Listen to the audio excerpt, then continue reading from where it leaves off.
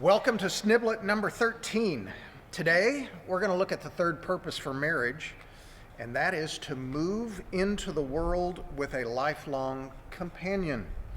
And so let's go back to the beginning. Let's go back to Genesis chapter 2, starting in verse 18. And I think our couple, the original couple, Adam and Eve, made 5 choices that are essential for lifelong companionship. So today what we're going to do is we're going to look at the first 2 choices, and then we're going to look at the next 3 choices next week.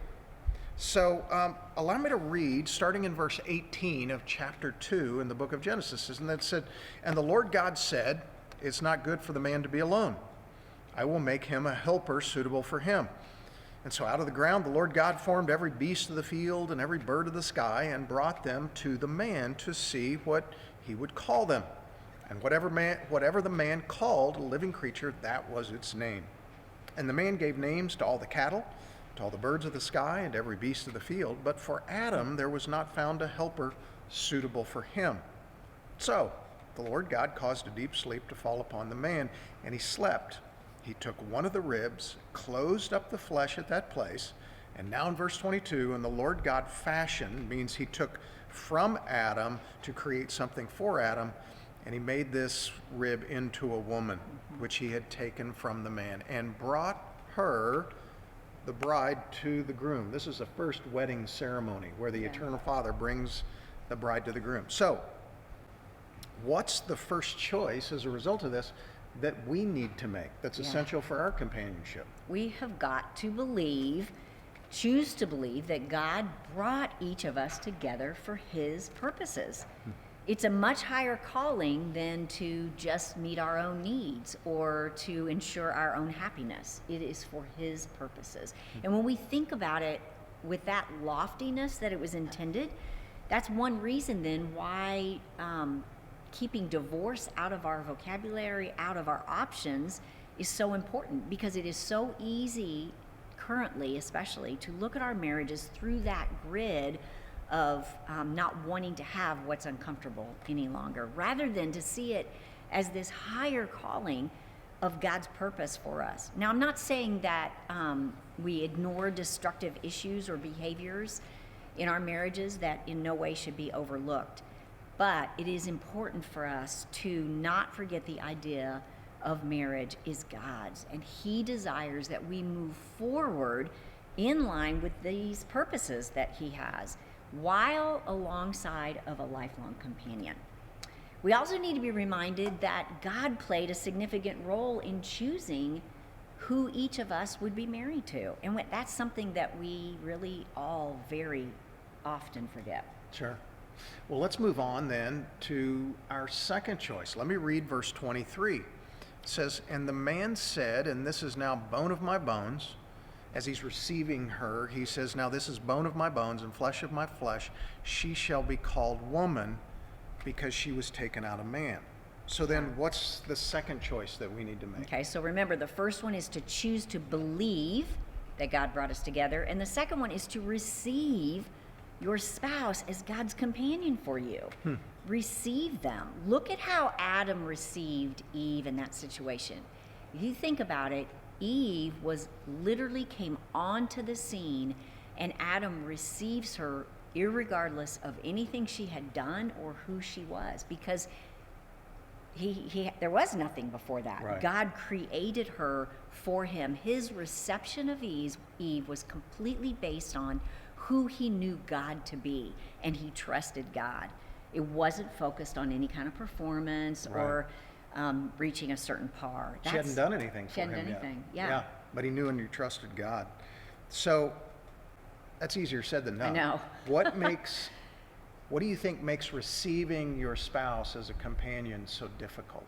I think it's because we're so different in every possible way. Let's talk about some of those. What are some of the different categories that we're different? Well, definitely the obvious physical male and female differences that just bring so much potential distraction into the marriage relationship. But also our perspectives are so different. Yeah, I think our genders too contribute to that.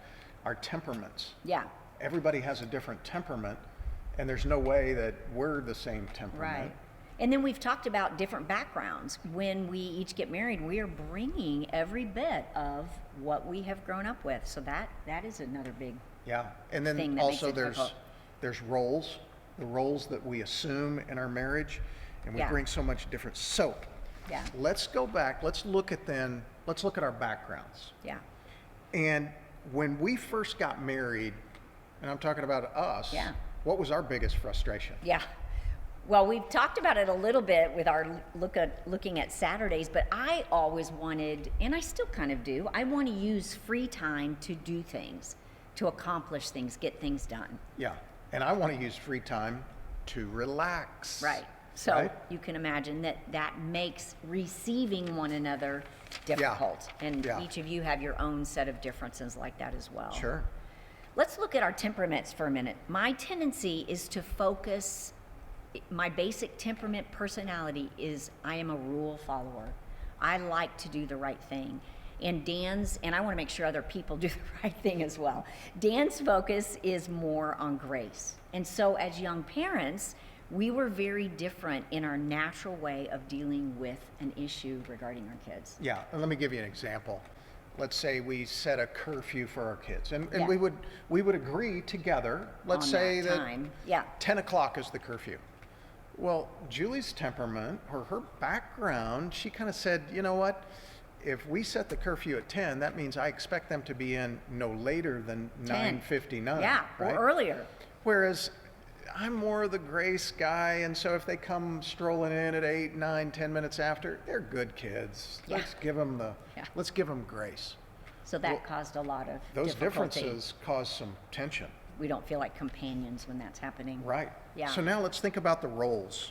You know, when a couple gets married, there's so much to decide about who's going to generally do the finances, who's going to do the work that happens on the inside of the house versus the yard work on the outside of the house. Just, it doesn't matter so much who, but just breaking that all up can cause a rift in your companionship. Right. And, Yeah. and I would add, it's not so much what roles you fall into. Right, The reality is, it's like, well, you're not doing it the way I would do it. right. And I'm not doing Yeah. it the way you would do it, whatever role. Even if it comes to Yeah. mowing the lawn, you might say, you know what, you're not doing it the way that I think it should be done. Right. And the way we approach our roles, that brings tension. Yeah.